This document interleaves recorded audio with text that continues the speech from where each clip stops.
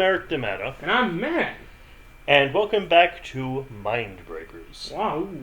And at the risk of sounding like the nostalgia critic, it's Stephen King time! It sure is. Dun, dun, dun, dun, dun, dun, dun, dun, I love it. I love it whenever we cover a King film. It's always fun. And I just got a hankering to watch this movie recently. That's good. And may as well turn it into an episode of the show. Hell yeah. This is from the...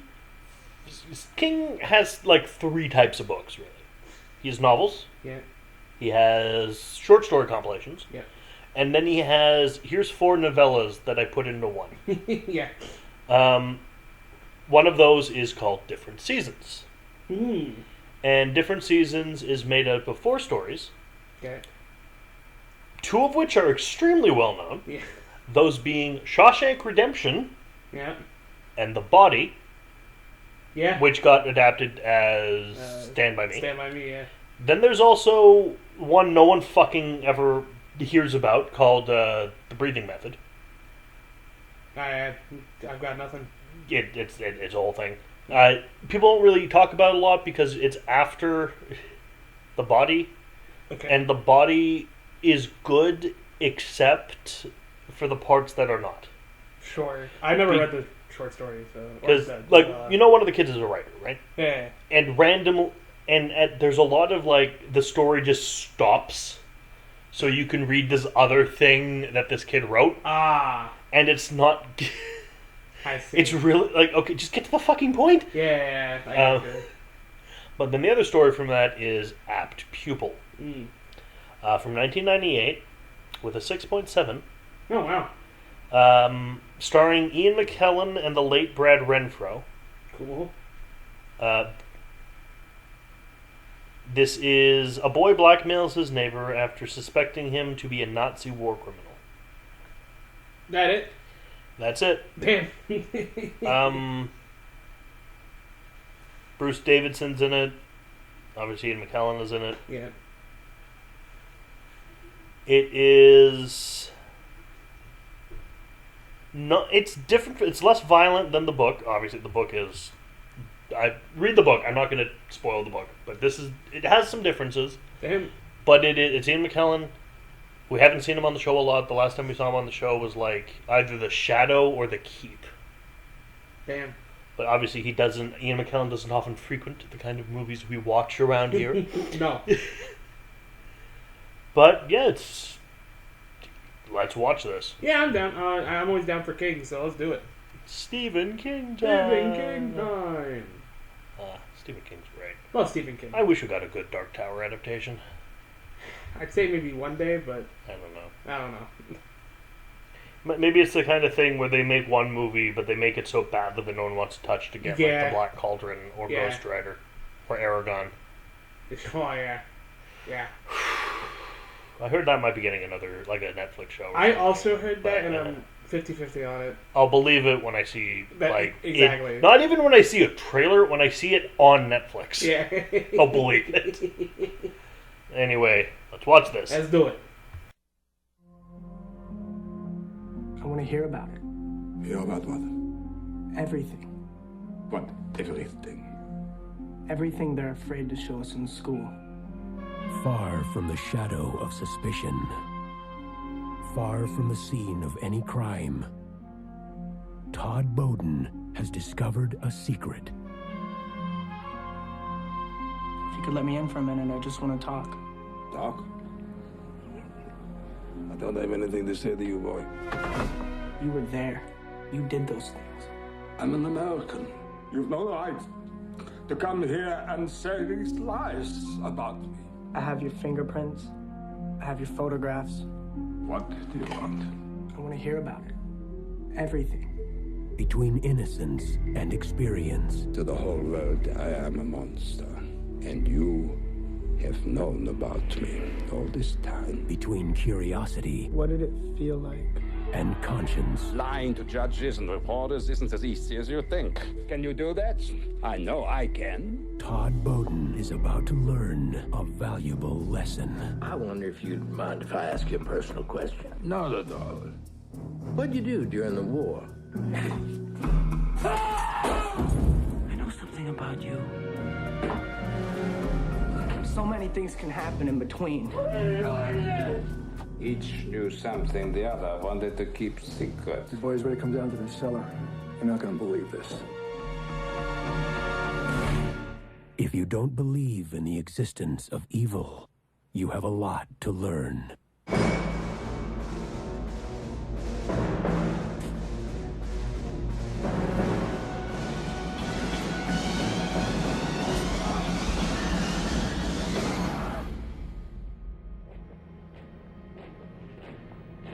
Todd Bolton, yes, that was his name. He wanted to know everything. That was how he put it, yes. Everything.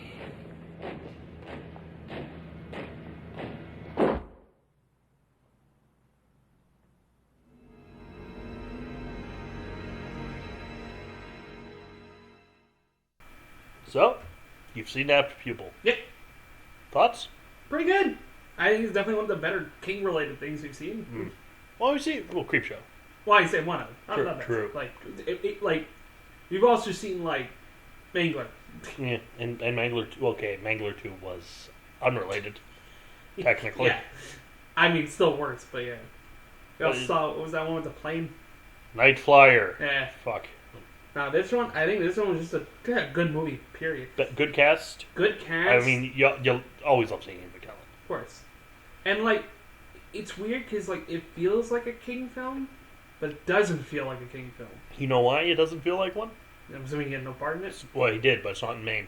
Ah, true. I was too busy being enamored by fucking Ian McKellen that I never even thought of that. Yeah, it's in fucking, I want to say San Donato. I almost said San Dimas. No, that's where fucking Bill and Ted takes place. Bill and Ted meet a Nazi. Well, I mean, they might. They have a time machine. Like, at some point. You know, at one point, Bill and Ted tried to kill Hitler. Oh, yeah. Oh, yeah. Oh, yeah. Yeah, for sure. I don't really good movie. I really enjoyed this one. Well, not fun per se, but this is just a good movie. Like, yeah, it's just a good film. It's cinema. It's not a happy thing. No, cinema. it's cinema. Cinema. So we have like a fucking montage of like pictures of like Nazis and stuff, and stuff from the concentration camps. Yeah, so that's how you know it's going to be a happy movie. That's what we open with. I mean, if the first word you say is to see a Stephen King or based on a story by Stephen King, you're not expecting happy. No. I mean, the happiest you could expect is bad guys die. But bad shit will happen. Mm-hmm. It's like Cujo. Yeah. The book is much darker. Oh, fuck. You know how? You know the kid? Yeah. The kid don't live in the book. No, Oh, shit. Yeah, the kid died. Nice. Gage? I don't remember. It's been a while. I think Gage's Pet Cemetery? Yes. Gage creates the kid in Pet Cemetery. Damn. Fucking Pet Cujo. Cemetery. Yeah, Cujo's great. It's a good one, yeah. Because it's all possible. Yeah. Though the book does a very good job of like setting up just how nice a dog Cujo is, which makes it even sadder when he goes. I think it's like this movie did that kind of same thing where it's like it shows you like really good stuff about like the side of everything, and then it just gets worse and worse. Just to specify, it does not talk about the good parts of because there are none. No, yeah. I mean, like this is very one would argue that's the bare minimum of the Nazis fucking suck. Mm-hmm. Fuck the Nazis. They're awful. Yeah. Don't worry, it's very much. There is never a pro-Nazi moment in this. The closest it gets is times when you kind of want Dusander to win over Todd, because Todd is just so unlikable. And it's also Ian McKellen, so you just... Yeah, he's just so charismatic. Yeah, you just fall in love with him every time he's on screen, and you're like, man, what a guy. So, they're talking about the Holocaust in class. They do their week on the Holocaust. So, yeah, that's enough to fully understand this. Great. And then Todd gets like all fascinated. The kid, Todd. Yeah, the kid's name is Todd. It's set in 1984 because it's made in 1998. The book's set in the 70s. But you kind of have to set a story like this around there. Yeah. Because World War II is at a very, very specific... Because it's a real-world event, right? Yeah. And the further you get away from it, obviously, the older someone who was involved would be. Just that's what time works. You can't do the thing like we can with fiction, where, like the Punisher, for example, he was a vet of the Vietnam War. Yeah. Originally. But, like, the further away that becomes, the older he'd have to be, so now he's a vet of, like, Iraq. Yeah. But there are things like Ian Mckellen, not Ian Mckellen, though. Technically, yes, Ian Mckellen. Magneto. Yeah. The further we get away from World War II, either Magneto has to become older, or he has to be immortal. Yeah. Because eventually, he's gonna objectively be dead of old age. Yeah. Though, or you could always do the Captain America thing. Because Captain America, World War II. Mm-hmm. We're not talking about the fucking Rob Brown movies. World War II. And then goes in the ice. Yeah. Because they tried to have him fight communists. No one liked it. Because it's not as fun. No. But him punching a Nazi is just, feels good. It's a good time. Fuck Nazis. And like, again, so this movie does that like pretty well. He's reading about it at the library. Yeah.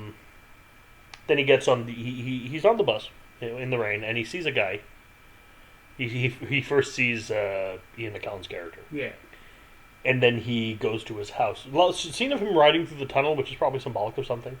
Yeah, and I also think it's like about a month later from what we're seeing. So sometime has passed. This is not a short movie. It's almost at the 2-hour mark. Oh, it was an hour. But it really does feel like it's speeding through because things happen.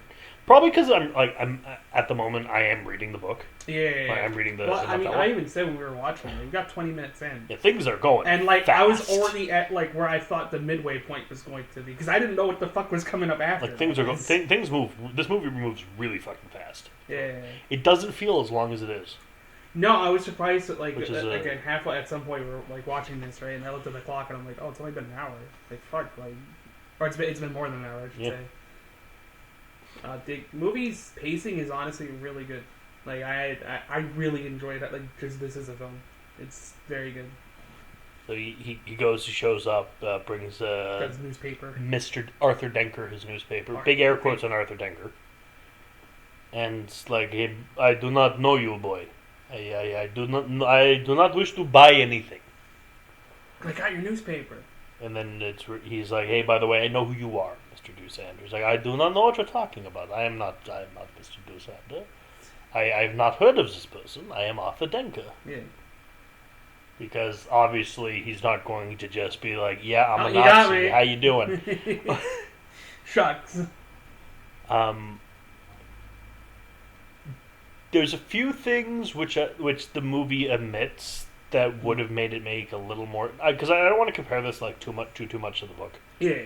But what is interesting, because over the course of the movie, at no point does Doosander call Todd by his name. Yeah. Even when he's pretending to be his grandfather later, it's always the boy. Because Todd is German, like the word Tod is death. Or at least it sounds very similar. Yeah. I don't know if it's a direct... Actually, using the wonders of the internet... That fancy internet highway that you get all your information from? Not all my information, because some of it is bullshit. Most of it's bullshit at this point, but... You know what's not bullshit, though? And actually heavily... And this is for anyone who's still in high school. You should be watching this, but if you are watching this... Wikipedia is a valid source. It is so heavily fucking... Oh, yeah. Fact-checked and cross-checked hourly. Oh, yeah. It is a valid source. Yeah. Like, never let anyone tell you different. I luckily had teachers that were like, you can use Wikipedia. Yeah, it's literally Tod, T-O-D. That's German for death. It's Tod. Also for Google Translate, if you're translating Like a fucking paragraph it's gonna fuck up, but a word to a word is just... That's fine. Yeah. The internet is very good when it wants to be, and is not run by, Nazis. He's like, all right, so I know who you are, and yeah. Realistically, I could turn you in anytime. And so I dusted your box for fingerprints. Your mailbox for fingerprints. I've been taking photos of you.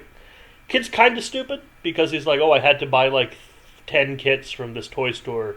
Like, fuck you need Scotch tape and cocoa powder. How are you? we not learn? And a makeup brush. It's not hard. Yeah. You don't need to buy a special kit.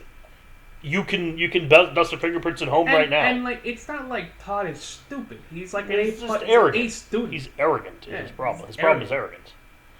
Because there's also something that he is made clear in the book that he tells Dussander is it's not true, but he does tell Dussander that he has all the information on him that he left with a friend as like an insurance policy if anything happens to him. Interesting. Which it is shockingly stupid of him not to do this in this movie.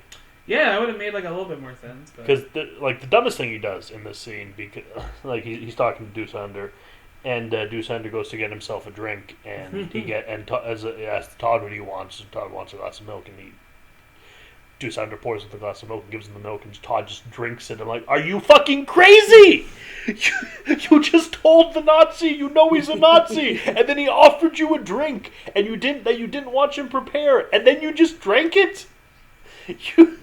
In the book he's smarter because he's gonna drink it. He's like, you have some. Yeah. And Dussander's like, oh, for fuck's sake. See, there's no taste of bitter almonds, no clutching at the throat. Also, Ian Mckellen playing this guy. Oh, he's great.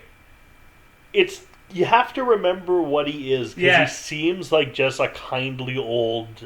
He reminds me of his creepy, scary German guy from Monster Squad. Yeah. Even though he's very much on the other side. Yeah. Yes. If you haven't seen Monster Squad, you do. owe it to yourself. Yeah. It's such a good movie. Watching that was just fun when we just decided to do that. Yeah, it wasn't for review. We just got a pizza and watched Monster Squad. And it was like, yes. It wasn't the most fun. No. The most fun was when you got a pizza and watched Ninja Turtles. TMNT was the best one, yeah. I agree. Also, Muppet Treasure Island and Princess Bride were fun, too. Oh, I did watch Princess Bride. That's right, yeah. I forgot about That's a great movie. I don't have that at the moment, though. Sad. I lent it to my mom. Oh, that's right. So Todd looks at this man and goes, I know you're a Nazi. Mm-hmm. And he kind of goes, all right, well, what are you going to do with this? It's like, okay, what do you want? You can see I have no money. Yeah. What are you trying to blackmail me for? I want to know. You want to know. I want to know everything. Oh, you want to know everything? Todd's really interested in the Holocaust. Yeah. Now, you would say, creepingly so. And I'd say, yeah, a little bit. Because he's not just interested in, the history of the Holocaust, which you can easily look up, because he does. No, he wants to know what it was like on the other side in the Holocaust. Yeah. And boy, does he learn. So he starts being told the stories by Dussander. Yeah. We meet his friend, we meet his parents. His dad's played by Senator Kelly from X-Men. A lot of actors in this film that I recognize. I was surprised. His friends aren't that important really to the story. It's just they can't be. They're not in the book. Yeah. But there's someone for him to talk to who isn't his parents or Dussander, basically. That's a function. It's a good way, too, to see just how, south he starts going. He takes it. You see him drawing little swastikas on his in class, except they're not swastikas. Yeah. Because they're not on the angle. He's basically just doing fucking Buddhist manji. So that's on top of his test that he got back, which has an A. Yeah, don't do that. Yeah, don't do that. Teachers still hand them out, bro. Just draw the fucking weird S thing instead. Do the 90s S thing. What happens if the teacher wants them back? Well, How it's covered in swastikas. You got some fucking explain to me, bro. I don't know. And one day, like, he goes telling him about like how using the gas. And, like, we're not going to go into the stories that are told. Like, it's fucking dark. Yeah. Watch the movie. Highly recommend. Yeah, very much so. He also has a dream. He's in the shower and he has a dream. Mm-hmm. And he's having dreams. The book makes it very clear they're wet dreams. About the Holocaust. Yeah, he's fucked up in the book. Okay. He's having wet dreams about the Holocaust. He envisions being in the showers. I hope we don't have to explain what is meant by the showers in reference to the Holocaust. Yeah.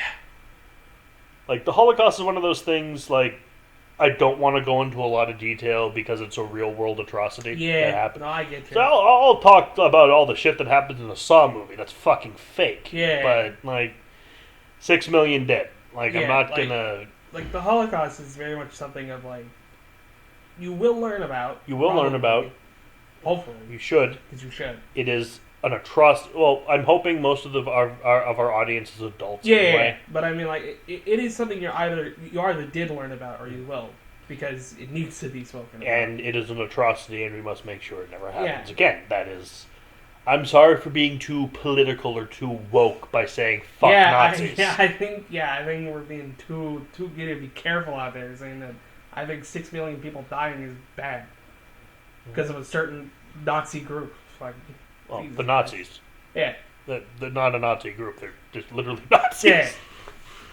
Yeah, that's. You have to remember it was a long time. It was a very long time ago now, but that doesn't make it any less real. That's it. Because which, like, even in this movie, like you said, it takes place in the 80s in the film, 70s in the book, so it's a lot more of a recent event. Because also the book's overall wider span of time. Yeah. Well. So like even like in the movie, let's say we just take the 80s, it's still recent, but still far enough to be like, this happened a long time ago. So but we could still. It was so horrifying. Yeah, but it was still horrifying. You should still learn about it. Which, like, I think this movie does more than anything. Shows how fucked up it can be learning about, like, the actual experiences of there. Because, I mean, look at Todd. Also, how fucked up it can be just learning the facts and the figures.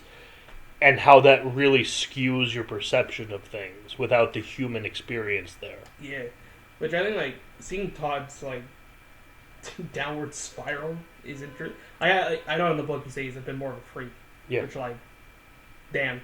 But, like, in this one, like, you can see there are moments where he's like, I probably know shit that no one should know, and it is fucking him up quite a bit. Like, Todd's biggest problem is very much arrogance. Mm-hmm. Oh, yeah. Especially what happens, like, soon. Because he gets, it's Christmas. You can't fucking tell because it's California. Yeah. Yeah, when he walked in, he's like, oh, Merry Christmas. I'm like, is he saying a joke or is it actually Christmas? Like, I don't know. But yeah, it would make sense if it's confused. It's very, like, that's something that confuses me a lot in fucking, in 80s movies. Like, oh, it's Christmas. Like, really? Because there's no snow. And there's still leaves on the trees because they're palm trees. I don't know what's happening. You guys are wearing shorts and shirts. I swear to God, if I lived in California, aside from dying from the heat, I would be completely unstuck in time and have no concept of when it is. It happens to me in the winter sometimes. Like, sometimes I've taken a nap when I've had nothing else to do because it's sleep. Well, not sometimes intentionally, sometimes not. Sometimes I'm just trying to do something and my brain decides, no, fuck you, you sleep now. I've been there. And this is why I've set all my clocks to a 24-hour time. Because in the winter, I've woken up at like 6, and it says 6, and it's still dark out, and I'm like, okay, is it 6 p.m. tonight, or is it 6 a.m. the next morning? Yeah, I've been there. I've definitely been there.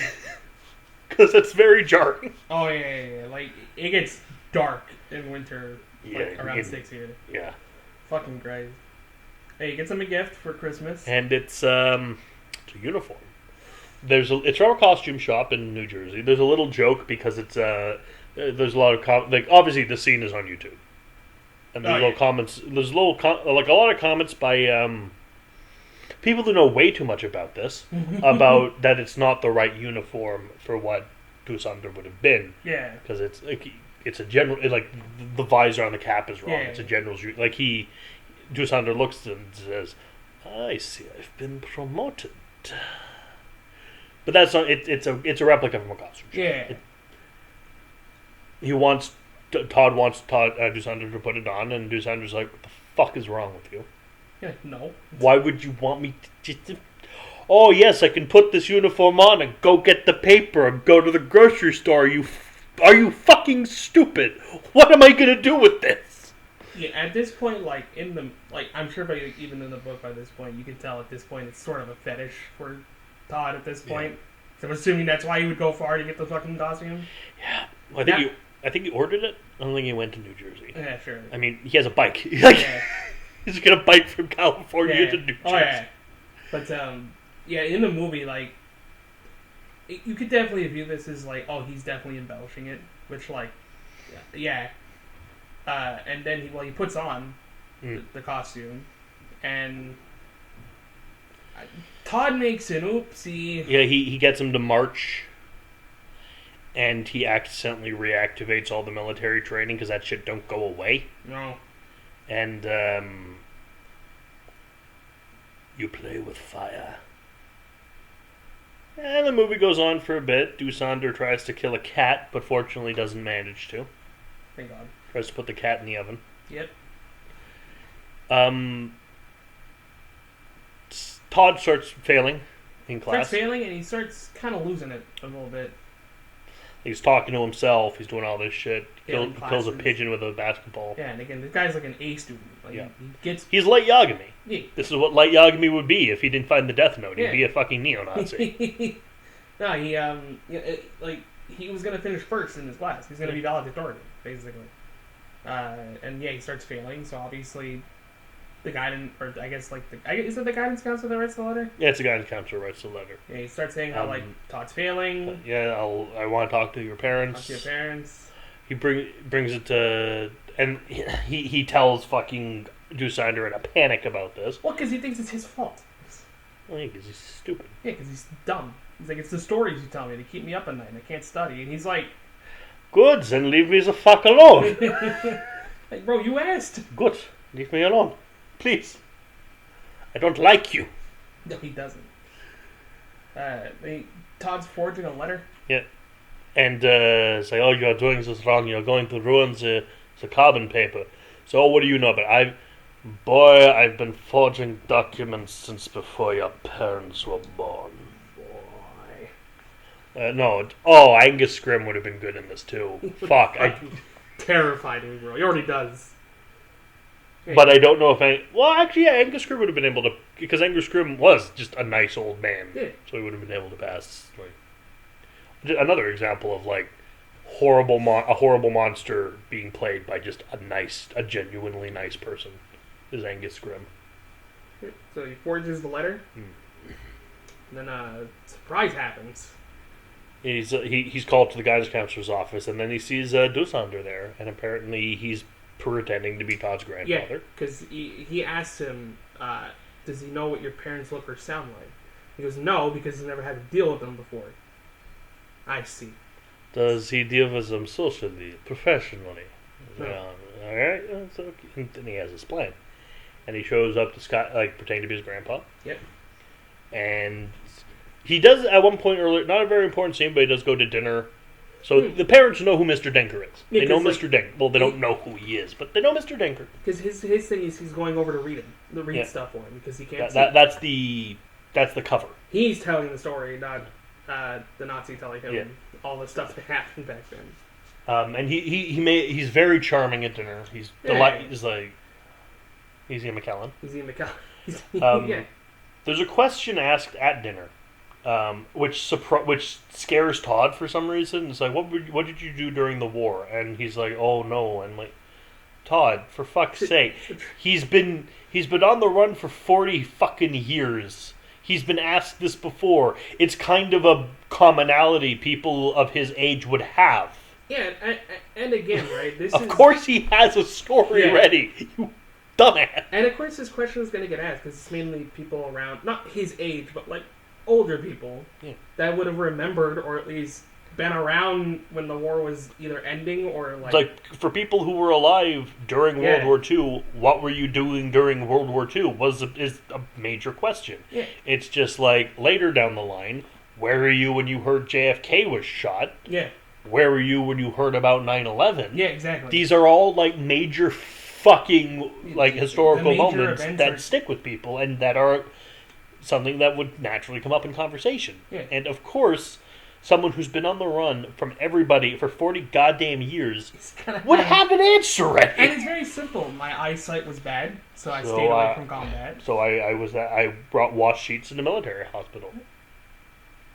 And they all laugh it off. They're like, "Yep, that makes sense," because they don't know. Like, he makes a good point. Like, he has bad eyesight, so he did that. Makes sense.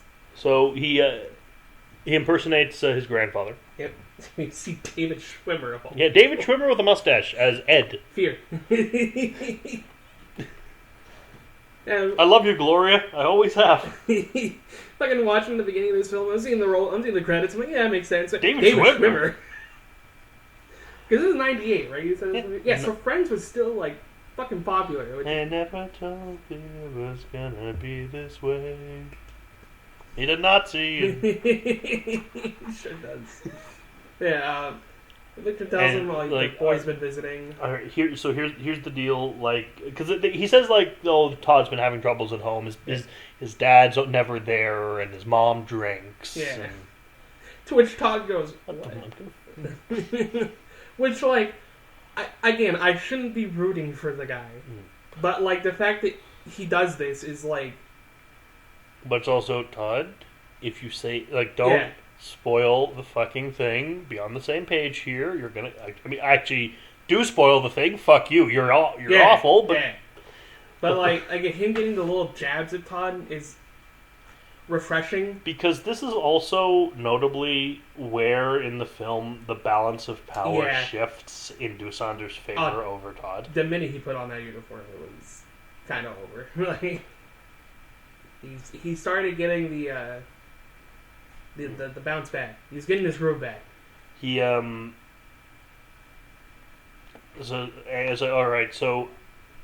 here's the deal. If Todd gets all A's in everything going forward, he can study at your house. I know his home, his at home's not a great place to study. So if he studies at your house, if he gets all A's on his next report card, I'll talk to his teachers and ask them to discount the midterm. Yeah.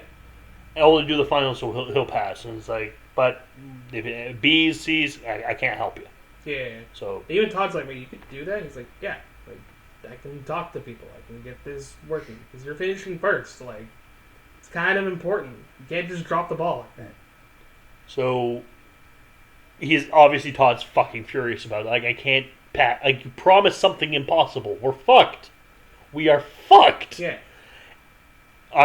Give me one good reason why I shouldn't just turn you into the I'll tell everyone the thing is oh yes, you could have been able to get away with this. You just pretend you didn't know anything until you allowed me to impersonate your grandfather. Yeah.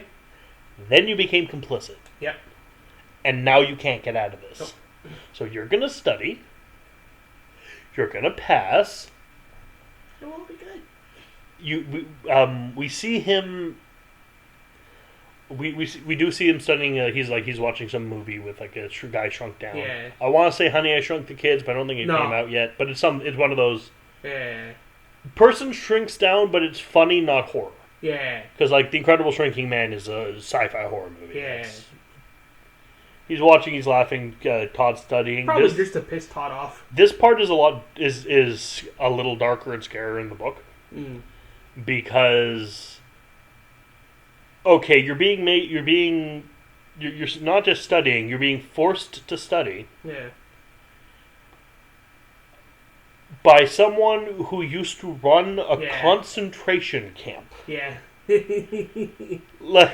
Yeah, I'm sure the book probably it is and how Good, yeah, okay, yeah, you got the fucking Nazi. Congratulations. Now he's there. Now you're getting like a fraction of what the prisoners got. Yeah. Like, which is like he's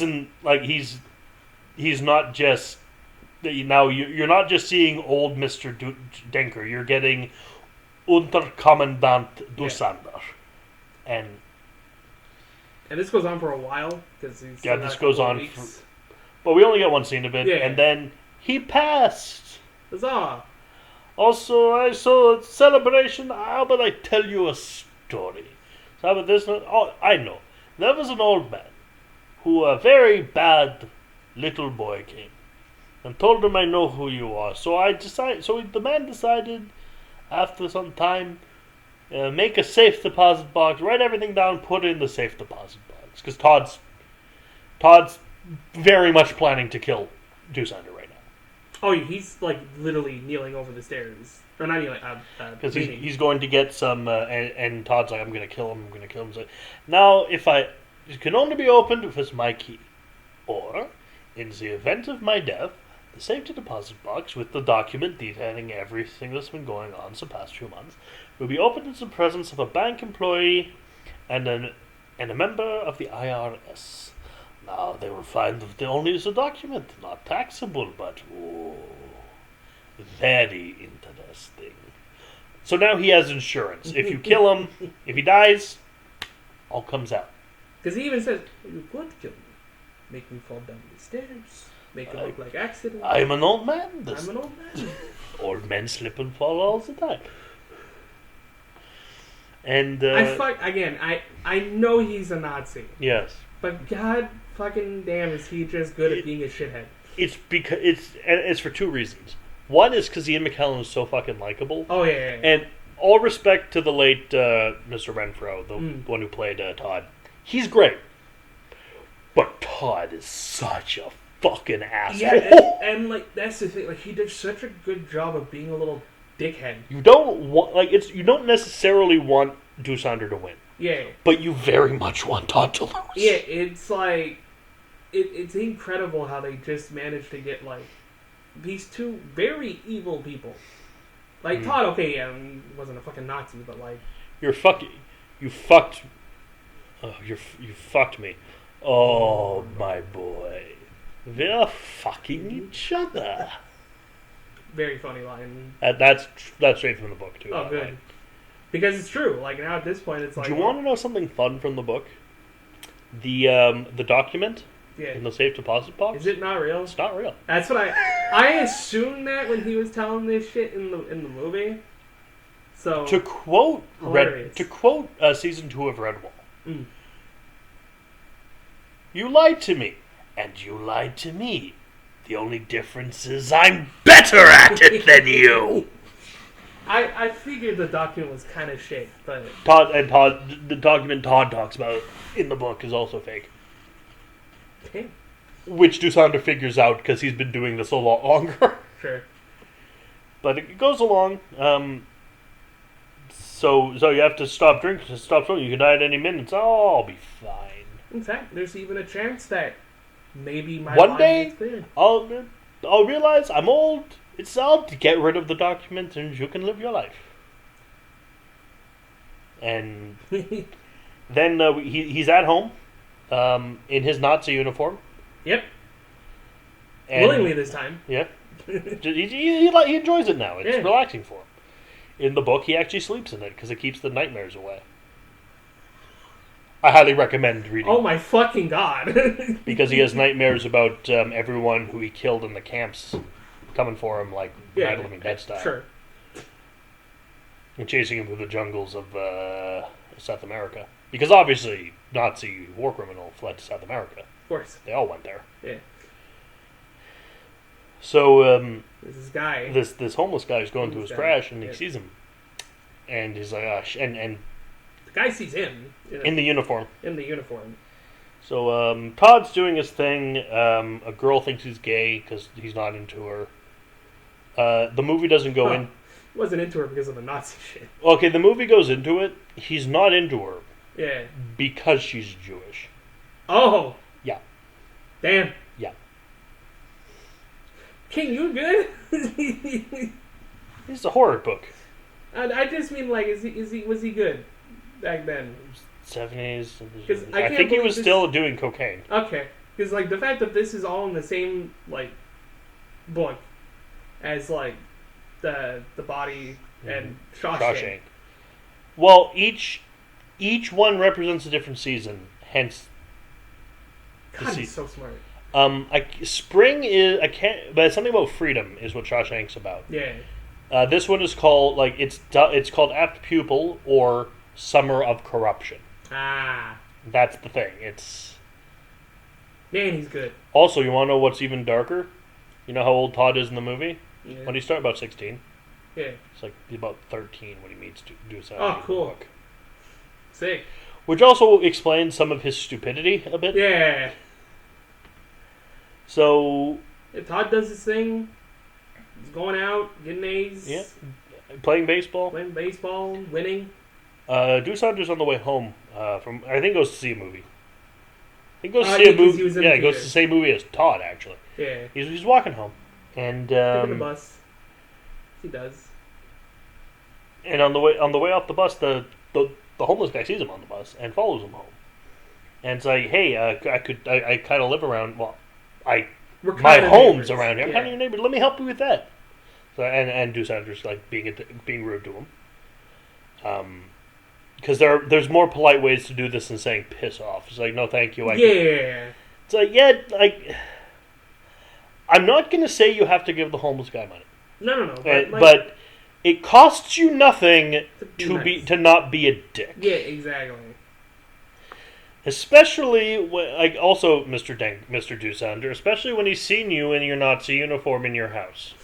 Yeah. So you tell the guy just wants a drink. So I've looked in your windows. I've seen you, by the way. Know what you are. Oh. Then maybe you can come have a drink. And then they go in, he's talking, they're drinking, and then the guy thinks Dusander wants to have sex with him. Yeah. Like, don't worry, I've done this before. Like, so have I. And, okay, Dusander, you shouldn't have stuck the knife in his back. You had the perfect angle, just cut his throat, and this would have been fucking over. But, because, hey, guess what happens when you stick a knife in someone's back? They don't immediately die. No. And they fight back. Yeah. And make a right mess of your kitchen. Mm-hmm. And then he shoves him down the stairs, then he has a heart attack. Yep. He calls Todd. Todd comes over saying he has to read a letter that Mr. Dusander got. And Todd actually he sees the state of the kitchen, and he sees the fucking he sees the body in he goes down to the basement. Dusander locks him in. Yeah. And then he has to kill the homeless guy with the shovel because he's still alive, and then bury him. Yeah, it's not like Todd knows exactly what's going on, because to him, okay, he's having a heart attack. Yeah. And there's a guy down there with a knife in his back. Yeah. And I think Dusander tells him, it was self-defense. Which, yeah, okay, maybe don't believe the guy, but at the same time, Todd doesn't really know what's going on, because when he gets down there, he grabs the shovel, presumably to break down the door at first. But then the guy gets up, and, starts fucking walking towards him without really saying anything. And, Todd hits him over the head with it and breaks the light. Yeah. That looks even scarier. So Todd finishes the job. Why are you doing this? Yeah. Then they call his father over to because he always had a heart attack, which technically is also works as a cover for why the table's been knocked over. Yeah, because you flail when you have he could have been getting up, and that's when he had it, so he tipped over the table or something. He gets to the hospital. They're in the hospital. They're chatting, and a person is in the room with Dusander. Also, Todd covers up the body, by the way. Yep. Because he convinces his dad not to go to the phone because there's blood on it. Yeah, right. That's also the thing. Dusander actually manages to kill several people and hide them in his basement because his basement has a dirt floor. I think it's paved in this. I see him digging it up, so I think there's still some that's like dirt, but I don't think all of it is dirt. Yeah, because that's how Todd buries the body, obviously. Yeah. Digs it up after Doosander's been brought to the hospital because fuck. His roommate at the hospital was like, "Oh, you're a very nice young boy to spend time with this old man." Yeah. And then they talk a bit. Todd does his charming thing. Yeah, because he says like, "Oh, someone once said, a very wise man said, no man is an island unto himself." Yeah, so John Donne. Yeah. Yeah, they get their little cute moment. So you're very, and also this man is I can't remember the character's name. I don't think we ever really. I think it's Heisel, Mr. Heisel. Maybe, yeah. I don't know. He's interestingly he's the Nazi commandant from Last Crusade, the one who dies in the tank, and who said, and after Dr. Schneider's like, "This is how Austrians say goodbye," and then kiss, and then it's, "And this is how we say goodbye in Germany." Crack. Oh, I love Indiana Jones. Same. All three movies. All three of them. And then it's night. He's watching the fucking Jeffersons, and like is laughing because it's funny. And then he looks over at Doosander and is like, huh. And he gets up. He takes his shit off. He gets up, takes a closer look at Doosander, and then has a total fucking anxiety attack because you see the tattoo on his arm. He was a camp survivor. Yeah. And he was at Patton, which was the camp that Doosander commanded, and he obviously is not okay, neither would you. Yeah, and Doosander does talk about a story. Again, we won't really go into detail, but he does say that some people didn't die. Well, some people didn't die in the chamber that one time. But, like, this means, like, there was very good reason, like, chances that people could have made it out where he was working. Okay, the people, though, in that story, the people who did not die from the gas, they sent people in with rifles to kill them. Oh, damn. Yeah, they're... Nazi bad. Yes, very much.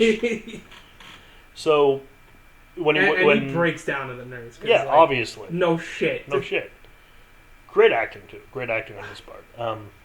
Also, shouts to the nurse not being like, fucking, what's wrong with it? She's holding him, like, oh, you okay? Like, everything's fine? Because obviously she probably fucking...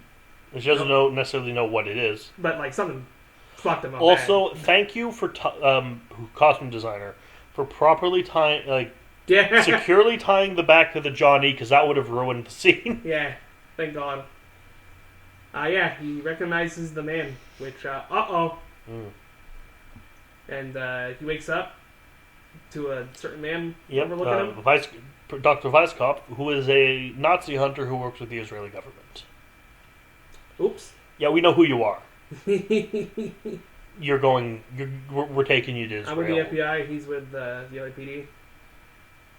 We're taking you to. You're going to be fucking remanded to the custody of the Israeli government, and bad shit's going to happen to you, and well deserved. You're a monster. Yep. So obviously there's a big media circus outside. There's people who are they're smart people who are like, kill the fucking Nazi. Then there's the fucking neo-Nazis. Which, man. And Todd wakes up because it's the early morning. Yep. He walks downstairs and hears the news. Then, this was hiding under the name Mr. Denker. The parents don't know he knows he's a Nazi. Yeah. So they're like, oh, Todd, I'm so sorry. Like, you couldn't have known. Fuck, they're not observant parents. And the police obviously find the body Yep. in the basement. So they obviously question Todd because he's the one who's been seeing him this whole time. So he talks about the letters. But what was in the letter? Oh, I don't know. I don't read German. I don't speak German. I just sounded the words out to him, and he listened. Yeah. And the cops were like, yeah, that makes But sense. Where's the letter? Maybe someone stole it. Why would someone break in and just steal a letter unless they knew what was in it? Well, who do you think could have done it? I don't know. One of his old buddies. Interestingly, the Weisskopf is suspicious of Todd. I mean, we find out in the car after. It's like, yeah, what did you do when you were a kid? I went to movies. So how about you? I chased girls. No, and like the unspoken thing is like, yeah, and this guy apparently spends all his time reading to an old man. I don't believe that. Yeah, I think like there's more here. Yeah, I think like again the book setting is in the 70s. I think you can. Well, by this time it's the 80s. Sure, yeah, by this time it's the 80s. I still think you could probably make it understand that someone would do this for someone, because just a nice kid being nice to an old guy who maybe is just alone or whatever. You definitely make a story out of it, but Todd is Todd. So they probably know something's on the up and up, but so it's graduation. He gives his speech. Ed talked. Oh yeah, that is before. Hey, hi! Congratulations, Todd. I'm glad you were able to do it. I'm surprised you're. And the parents are like, "Oh, who are you?" I'm the guidance counselor. And he's like, "Oh yeah. Cool."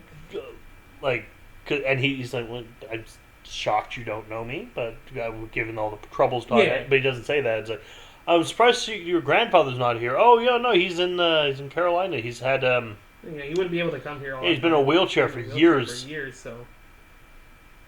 Wait, what? What do you mean he's been in a wheelchair for years? Oh, the bell's ringing. I gotta go get my speech. But at this point, he's just, oh my God, Todd got some old an old man to impersonate his grandfather. He doesn't know the full of it, and then it comes out that Mr. Denker is Mr. Doosander, and he's a Nazi war criminal, and it's like, okay, Todd, we gotta fucking talk. Yeah, because Todd manages to escape the police. In this version, yeah. For now. For now. For Lord knows what could happen later. Because they obviously find the body and stuff, so maybe something will happen to that. But then, yeah, like you said, Mr. French goes to see him. And he's like, hey, you want to explain this one? No. I don't think I will, because he has a newspaper article of the guy who walked into his office is now a Nazi. So, yeah, and you're not going to tell anyone either. What do you mean? I'm going to tell everybody, obviously, I'm coming back when your parents are home. This is... I should have. It was a mistake to come here. I should have just called. Leave. Yeah, I'll probably tell, and I'll tell them, the what you did to me, and, what you're trying to do, and, how you fixed you gave it. Me your number, and now you're showing up in my home while I'm alone? Essentially, he's going to accuse him of being pedophile. Though, hell, even at this time in the 80s, just accusing him of being gay would have gotten him because he had a fired. divorce with his wife. Yeah. A rough divorce from what we're hearing. And he's like, oh, is this why? And you could tell Edward's like, let me get out of here. Because... Yeah, fucking... Man, this fucking kid... Because he even says, you can't do this. And he's like, oh, you don't know. You have no idea what I can do. Yeah. And then Doosander kills himself with poison. He takes his own... literally takes his own medicine. And, poisons himself. Because, fuck me if I'm going out the other way. Hell no. And then that's the movie. Yeah, it just ends. And honestly, fucking amazing. I loved this movie. It was so good. Actors were great. Story's good. It's not set in Maine. Nope. Not in the book either. It's also in the... No psychic powers either. No? Well, it's this... There are some Stephen King stories which are completely possible. Oh, yeah, I'm sure. Shawshank Redemption is completely possible. Yeah. Stand By Me, Misery, this, Cujo. Yeah. All of these are perfectly... They can happen. Yeah. And, man, they really did a good job of keeping this real. Gerald's Game. That can happen. I fucking love Gerald's Game. Never seen it. I've read it. I've read and saw the new one that came out. I read both. Because there's Gerald's Game and Dolores Claiborne. I don't know. Because they're the same eclipse. Okay. They're connected. Huh. But yeah, this was a good one. A really good movie. Just a good movie. I'd give it a full 7, maybe almost an 8. It's almost an 8. There are problems where it does feel kind of rushed. Especially in the beginning. Yeah. But then you'd have a 2-hour movie, 2.5-hour movie, which... But then, yeah. But it's also, I don't really buy it. Yeah. That because, Shawshank Redemption's the same length, yeah. and the source material is the same length, and that doesn't feel rushed. Yeah, I guess. You could have done something a little bit different here. But I don't know. It's still solid, almost 8. 7.5 at the very least. I think this is one of the better ones we've definitely watched. But we had a lot to say about it. I'm sorry for almost an hour episode. I don't know. This movie was fucking good. It was... The movie was long, and there was a lot in it, so we talked about it a lot. And you read the story. So. I'm currently reading it, and I'm also rereading the story at the moment. But probably not to tie it too much. No, but you still get the background info, so it's still nice. Hey, the fact that Todd is German for death would have been helpful for why he only calls him boy. Yeah. But still, really good movie. I really enjoyed it. And now I want to read the story. Yeah. So, I've been Marek D'Amato. I've been Matt. And we'll see you next time for more Mindbreakers. Bye-bye. Ciao.